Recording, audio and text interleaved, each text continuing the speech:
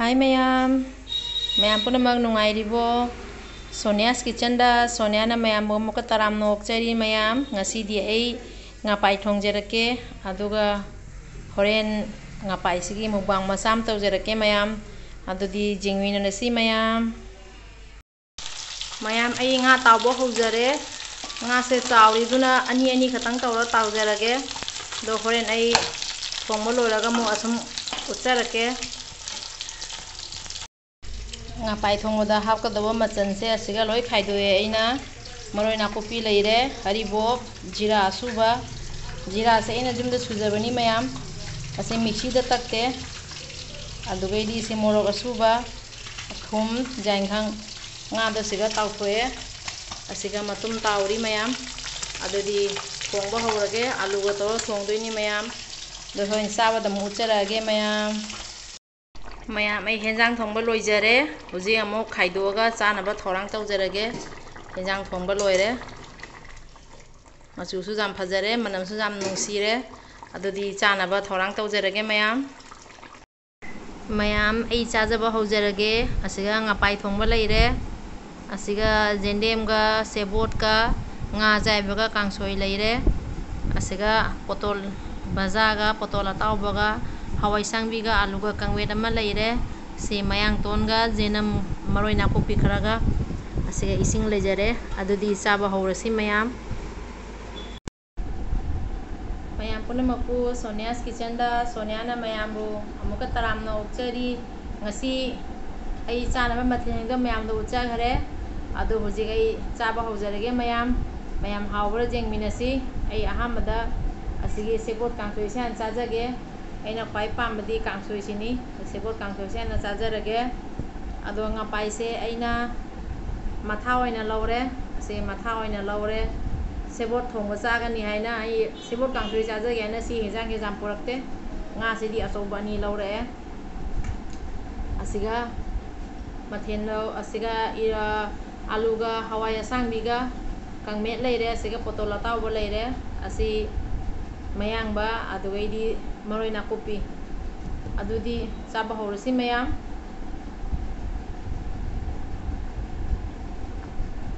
singana khara thakjare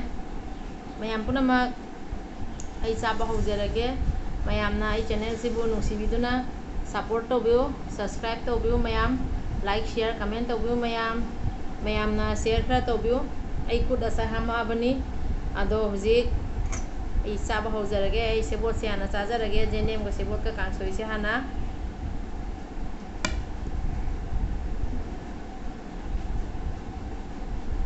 mayam ai chaba hawjarage hawi mayam sebot ka jenem ga kangsoi se ai ahamadadi chaba khangamde Manipur chalubadai chaba haijarakpani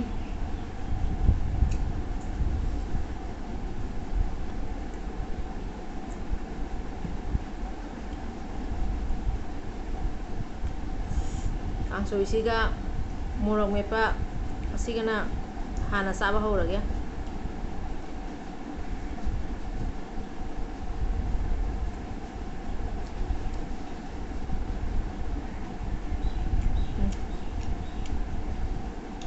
hawre jam hawre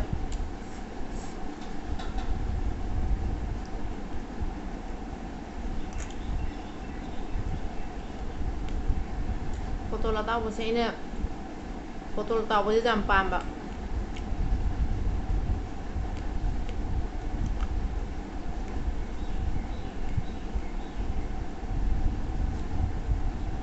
mayam kuire ina mukbang he thangataba ado ngasi thangatjabani mayam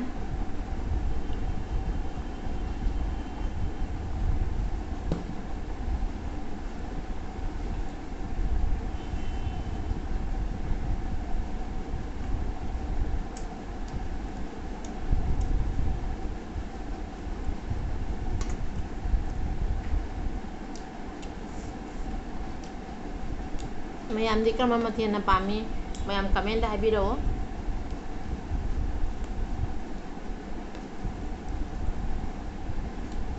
ꯑꯩꯈꯣꯏ ꯁꯤꯒ ꯍꯧꯖꯤꯛ ꯄꯨꯡ 2 ꯃꯈꯥꯏ ꯍꯦꯜꯂꯦ 3 ꯇꯥꯗꯣꯔꯦ ꯑꯩꯈꯣꯏ ꯑꯁꯥꯝꯗꯗꯤ ꯄꯨꯡ 12 ꯅꯣꯡꯃꯗ ꯆꯥꯛ ꯑꯅꯝꯕꯅ 3ꯔꯛ ꯆꯥꯏ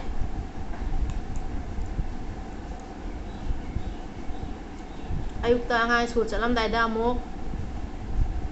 ꯑꯗꯨꯗꯒꯤꯗꯤ ꯄꯨꯡ 2-3ꯒꯤ ꯑꯗꯨꯋꯥꯏꯗ ꯑꯃꯨꯛ ꯑꯗꯨꯒꯩ ꯅꯨꯡꯗꯥꯡ ꯄꯨꯡ 9 10 ꯑꯗꯨꯋꯥꯏꯗ ꯑꯗꯣ ꯍꯥꯟꯅꯒꯤ ꯑꯍꯜ ꯂꯃꯟ ꯈꯔ ꯑꯃꯗꯤ ꯑꯁꯨꯝ ꯆꯥꯒꯨꯝꯕ ꯇꯟꯒꯨꯝꯕ ꯆꯥꯔꯒ ꯅꯣꯡꯃꯗ 2ꯔꯛꯇꯪ ꯆꯥꯕꯁꯨ ꯂꯩ ꯑꯗꯣ ꯅꯍꯥꯔꯣꯟꯅꯗꯤ ꯑꯅꯝꯕꯅꯗꯤ 3ꯔꯛ ꯆꯥꯏ ꯆꯥꯛ ꯑꯣꯏꯅ ꯆꯥꯅꯩ ꯃꯣꯏꯗꯤ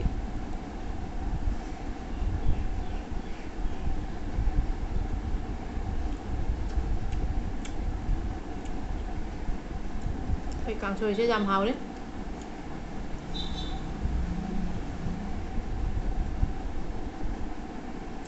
ꯍꯔꯤꯕꯣꯞ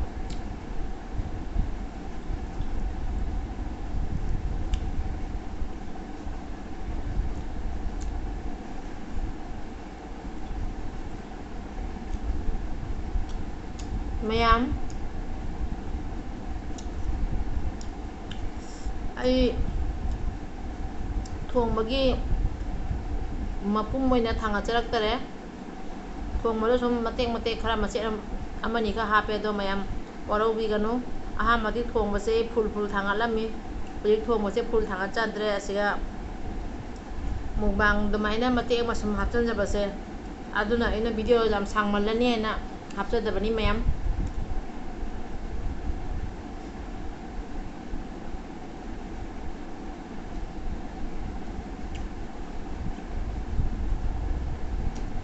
ꯄꯣꯇꯣꯜꯁꯦ ꯃꯅꯤꯄꯨꯔꯗꯗꯤ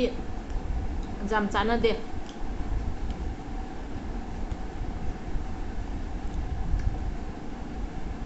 ꯑꯩꯈꯣꯏ ꯁꯤꯒ ꯍꯣꯖꯥꯏ ꯑꯁꯥꯝꯗꯗꯤ ꯆꯥꯅꯩ ꯇꯥꯎꯔ ꯆꯥꯕ ꯊꯣꯡꯉꯒꯁꯨ ꯆꯥꯏ ꯑꯗꯣ ꯇꯥꯎꯔꯒꯅ ꯌꯥꯝꯅ ꯆꯥꯅꯩ ꯈꯥꯃꯦꯟ ꯇꯥꯎꯕ ꯑꯗꯨꯃꯥꯏꯅ ꯁꯤꯁꯨ ꯇꯥꯎꯔ ꯌꯥꯝ ꯆꯥꯅꯩ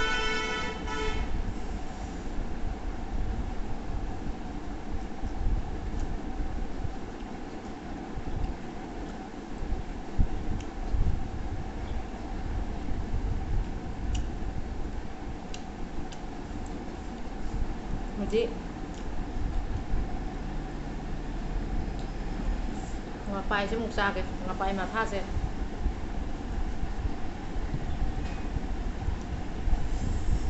ꯉꯄꯥꯏ ꯊꯣꯡꯕꯁꯦ ꯌꯦꯡꯒꯦ ꯍꯥꯎꯕ꯭ꯔꯥ ꯍꯥꯏꯅ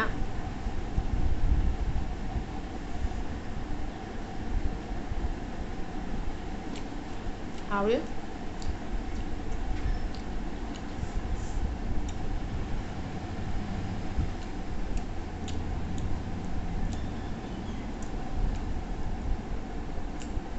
ꯉꯄꯥꯏꯁꯤꯗꯤ ꯃꯇꯨꯝ 2-3 ꯆꯥꯕ ꯉꯝꯃꯤ ꯃꯇꯨꯝ ꯍꯥꯏꯗꯤ ꯃꯊꯥ ꯃꯥꯏꯀꯩꯒꯤ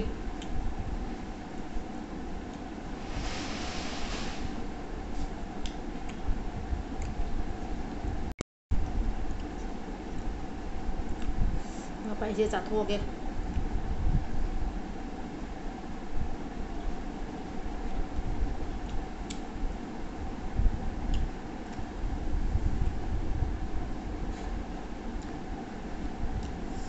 ꯍꯥꯎꯔꯦ ꯉꯄꯥꯏꯁꯦ ꯉꯄꯥꯏꯁꯦ ꯇꯥꯎꯔ ꯆꯥꯕ ꯇꯥꯎꯔꯒ ꯊꯣꯡꯕ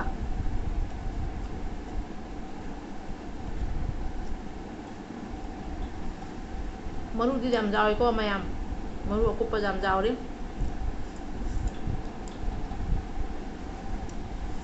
ꯉꯄꯥꯏ ꯍꯥꯏꯁꯦ ꯑꯩꯅ ꯃꯅꯤꯄꯨꯔ ꯆꯠꯄ ꯀꯥꯟꯗ ꯀꯟꯗꯂꯥꯗꯣ ꯃꯣꯏꯅ ꯉꯄꯥꯏ ꯍꯥꯏꯍꯧꯔꯤ ꯃꯣꯏ ꯑꯗꯨꯋꯥꯏꯗ ꯑꯗꯨ ꯀꯟꯗꯂꯥꯗꯣ ꯉꯄꯥꯏ ꯍꯥꯏꯅꯖꯥꯠꯅꯤ ꯑꯗꯣ ꯑꯩꯅ ꯍꯥꯏ ꯉꯄꯥꯏ ꯑꯆꯧꯕꯗꯤ ꯁꯦꯔ 8 9 10 ꯂꯣꯝꯕ ꯐꯪꯉꯤ ꯍꯥꯏꯅ ꯃꯣꯏꯗꯤ ꯑꯗꯨꯃꯥꯏꯅ ꯑꯆꯧꯕ ꯎꯗ꯭ꯔꯤ ꯍꯥꯏ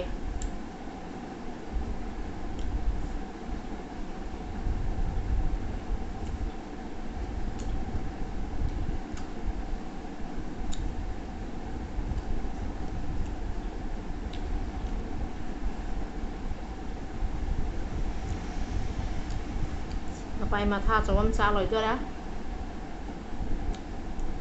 มาดูตั้งไงแล้ว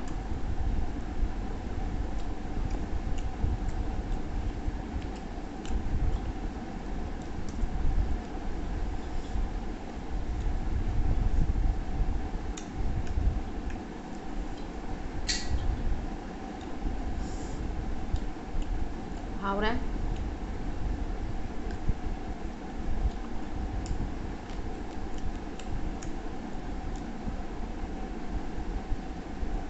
จำsáng ấy mà lui nhỉ mà tha giờ giàu mà lui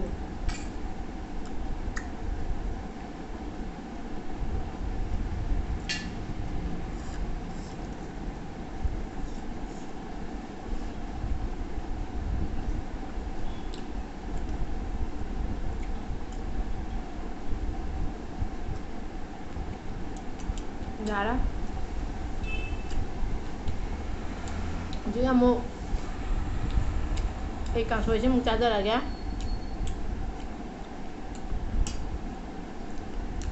cái nào benda càng xuôi thế này nè làm giờ bạn nó càng xuôi thế anh cha là ghé với cha là càng xuôi tôi lối thấy chân lẽ càng xuôi dùng nga dây bà bà nè hào đấy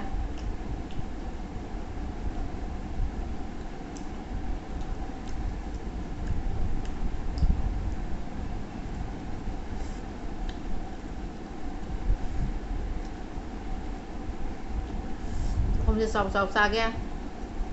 một bằng màn nè bạn em dừng view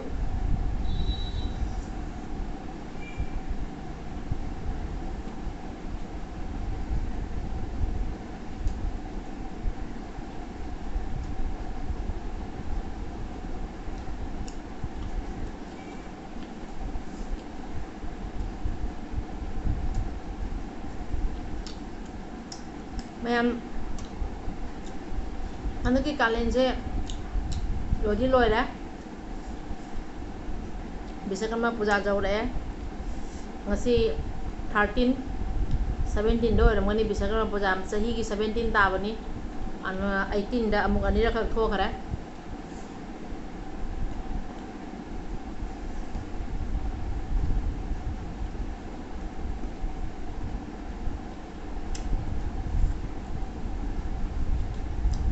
Ado anda kung sasawa sam kin ado mayam ai sam kin may sam amuk so hawre ya ba ko hawra ko duni mama ya nuai ta mo ina smile lau thui ji akoi ma na wi khana haira ko ngonda nang smile na kai ngino kholi do ina smile na mai si ga muk sam do tarai du na smile lau thui ne jai hangbiro aina aigi da asoi bazaar so comment da haibiro ado mayam na takbiro ai angamjaba follow tawjage mayam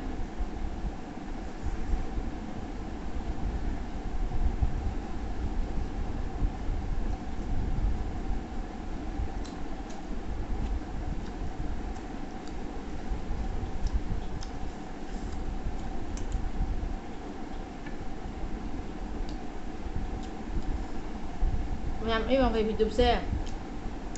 ay sujari ni color se ngaudra ay sujari ni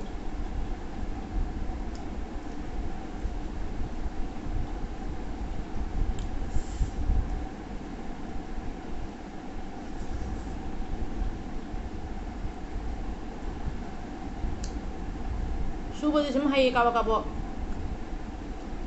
aduga साब खोप सेमदी हेते photo जाजगे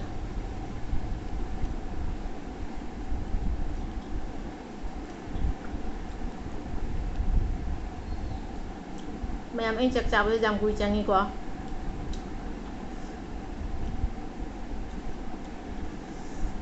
लोजरे सखो money तंगाई रे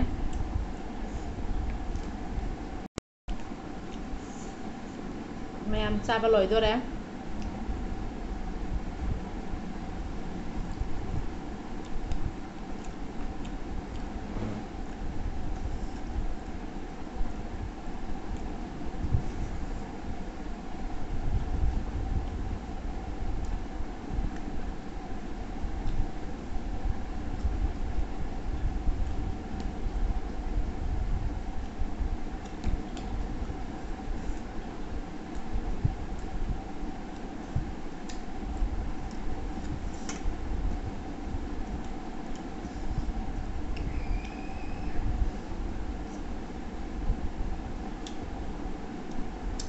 ꯆꯥꯕ ꯂꯣꯏꯖꯔꯦꯀꯣ ꯃꯌꯥꯝ ꯀꯥꯡꯁꯣꯏ ꯆꯥ ꯂꯣꯏꯔꯦ ꯃꯣꯔꯣꯛ ꯃꯦꯠꯄꯒ ꯄꯣꯇꯣꯜ ꯑꯇꯥꯎꯕꯒ ꯆꯥ ꯂꯣꯏꯔꯦ ꯉꯥ ꯃꯆꯦꯠ ꯑꯃ ꯂꯦꯝꯃꯦ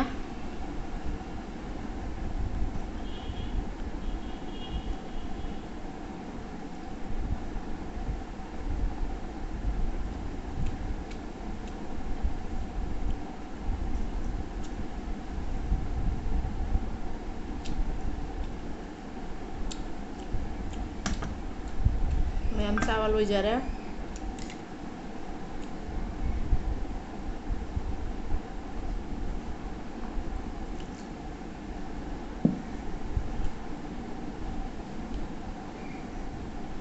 ꯁꯤ ꯊꯥꯡꯗꯈ꯭ꯔꯒꯦ ꯃꯌꯥꯝ ꯆꯥꯕ ꯂꯣꯏꯖꯔꯦ ꯃꯌꯥꯝ